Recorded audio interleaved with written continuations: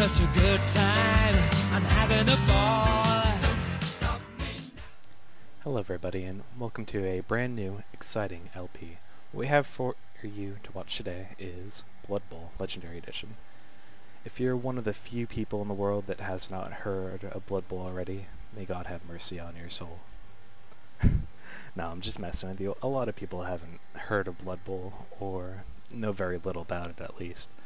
If you want me to describe essentially what's the premise of Blood Bowl, it's essentially football mixed with rugby, mixed with a chess-like strategy game, mixed with the Warhammer universe, as you can see by the skeleton sitting here with all the races trying to tackle him or something. So, let's just really get into this. Let's start this. For this LP, I would go through the tutorial and show you how that works. It's a short little introduction, as you can see, but really you don't get that much out of it. It doesn't extensively tell you how to play the game and tips and things such as that. Going through the exhibition matches would be boring because I'd be playing with a bunch of teams that you probably don't care about. There's no really sense of progression there. Competition is really not that good. Story mode, which seems like a good idea at first, but there is a lot of problems with story mode in that it gives you rules that you must follow in order to win matches, in addition to, you know, scoring touchdowns and such. So it's not really the best. Maybe I'll go through it one day, but at the current time I just want to really get into a campaign. I think that's the most enjoyable way to play the game, single player mode. So let's begin. Alright, here we have Blitz mode and we have Classic. These are two different versions of the game that you can play, and they're pretty much the same, except, well, Classic is the game as just, it's a lot like the Blood Bowl board game, which is where this came from, just like the Warhammer 40k universe and the Warhammer Fantasy universe. And it plays a lot like the board game, and there's no additional things in it. It's just kind of standard. It's Classic mode. And then you have Blitz mode here, which allows you to get contracts, and you can, there's a lot more rules to it. You can, you're probably reading this as I'm talking, so you know what it's about, and you can also get equipment, which allows you to kind of upgrade your characters, and I think it's a lot more enjoyable of a match, so I'm doing Blood Bowl Blitz mode. So let us enter a campaign here. Blood Bowl LP. Uno. Difficulty, I'm setting it to easy because really the game is hard enough as it is. It's the thing that probably makes Blood Bowl not very popular, in addition to some other things. It's a really hard game to get into. It's very, very difficult if you don't know the rules. So hopefully as you watch me, I'll try to explain things along with you, and you'll get a good grasp of how the game works by the end of this. But setting it to easy, the dice are gonna fuck me over as it is. So playing on easy is probably to the benefit of you, the viewer. And finally, we have game type. You have the turn-based mode, which is the standard way to play it, and you have the real-time mode. The real-time mode sounds good on paper, because it kind of turns it into an action game, and that seems a little bit more exciting. The problem with this is the execution. Really, they didn't do nearly a good enough job on this. It's really poor, and I don't recommend playing it.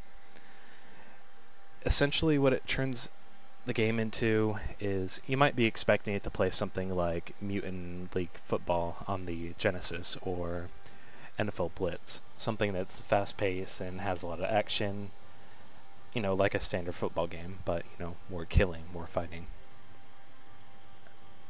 It doesn't really work like that, however. The problem with it, essentially what it turns into is, imagine two kids playing chess who don't know the rules of the game. Now imagine them every couple of seconds picking up a piece and just randomly throwing it about onto the field, knocking over pieces as they will. And that's pretty much what you get when you play real time. It's not very enjoyable. So we're going turn-based, definitely, by far.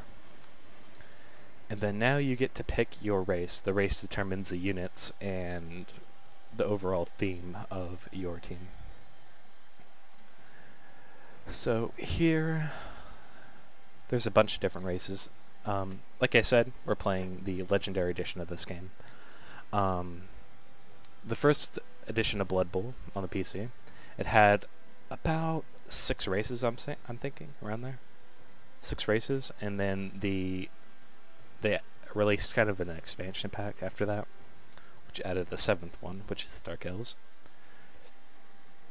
And then the Legendary Edition, which they released, I think, was it last year? I think so. Anyway, has 19 different races. They added another, doing the math, 12 new races, was that? But you have your standard humans, you have dwarves, Skaven, which I may go through this.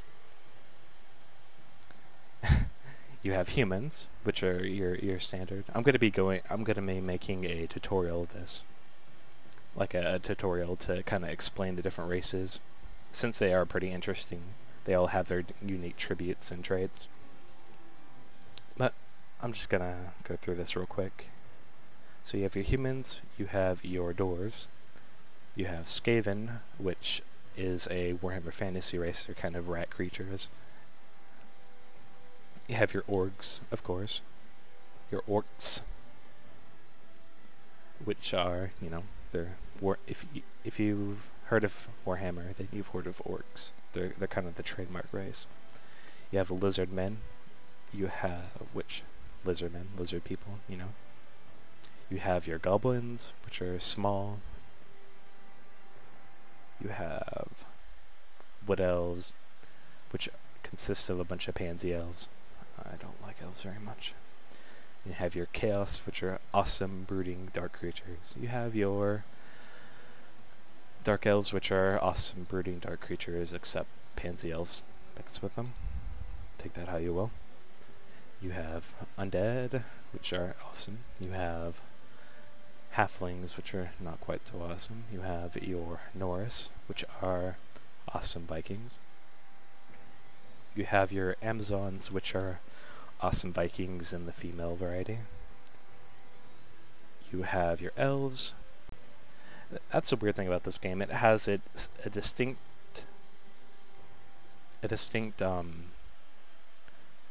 difference between elves and the high elves.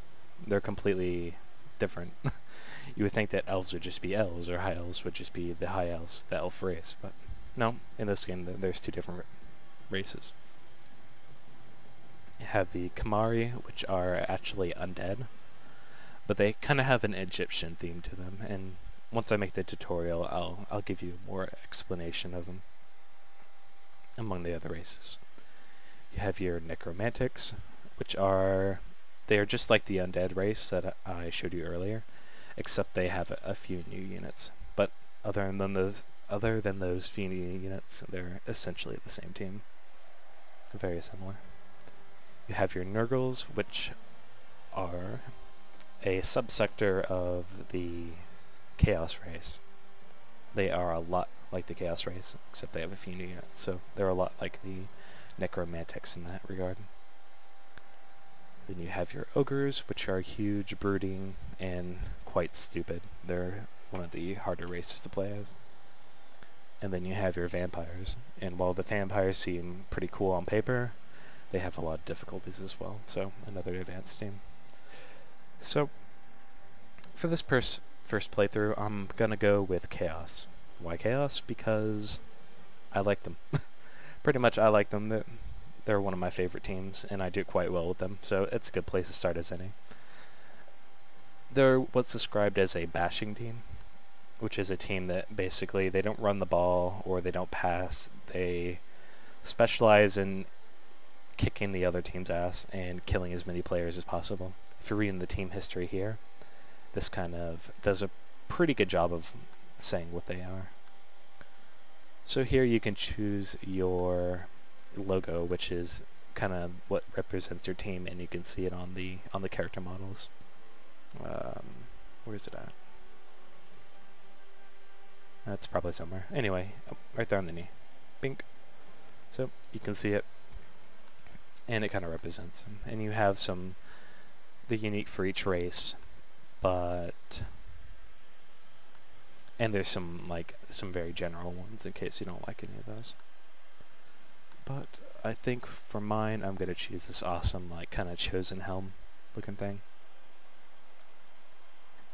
And what should we do for the color? This shows what kind of armor that they have. I think it's something dark, maybe like a dark purple or a dark red.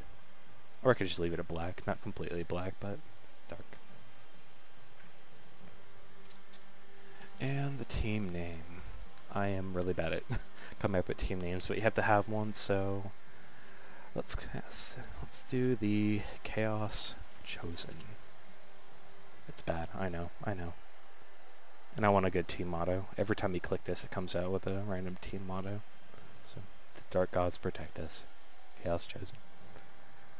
Alright, and everything looks good. Let's start. So here you have the big overworld map, and all these are little Blood Bowl tournaments that are going on currently.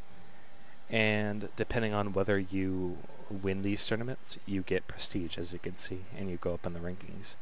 You have to have a certain prestige to enter some of the better tournaments, like, well, the Platinum Arm Trophy here.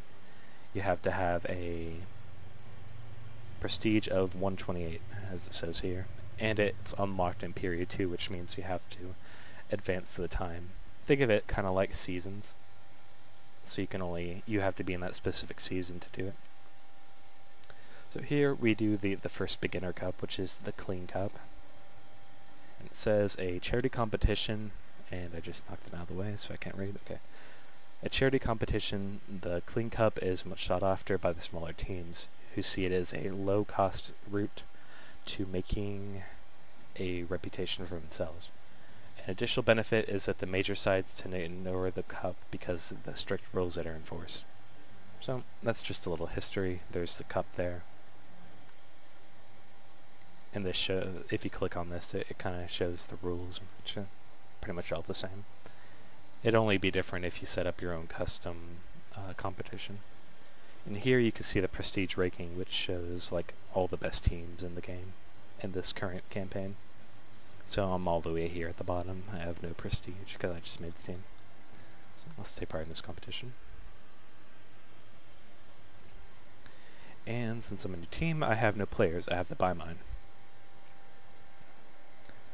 So here you have the 3 basic units that you can pick, and you can only have up to a certain portion of these. You have your big guy, and every team has a big guy, or big guys, which are basically the huger players, and they're usually the most different. Each team has their own kind of big guy, for the most part. So here is the Minotaur. So let me go on to here. When you double click on here, you can kind of customize what they look like. And I like making my Minotaur look pretty cool. So I think I'm going to go with the gray skin. And for the shape, there's a way to get that nibbling off. It's kind of annoying.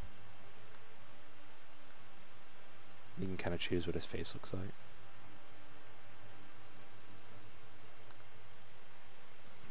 I guess it kind of sticks there. Weird. Okay, so I'm going to buy him, and then I'm going to buy some Chaos Warriors, which are the kind of the thing that makes these teams so good. They're the bash units, and they can take a lot of damage. Their strength isn't quite as high as you might think it might be, but it's still pretty good. And here you can choose what their helmet looks like. So I have to make 4 of these, so I'm going to make their helmets look all kind of different. I think for the first one, I'll make it this. Bam, and then for the second one, let's give it a cool. The skin, apparently, it kind of changes their skirt looking thing. So let's give him a cool skirt. Yeah, rockin'.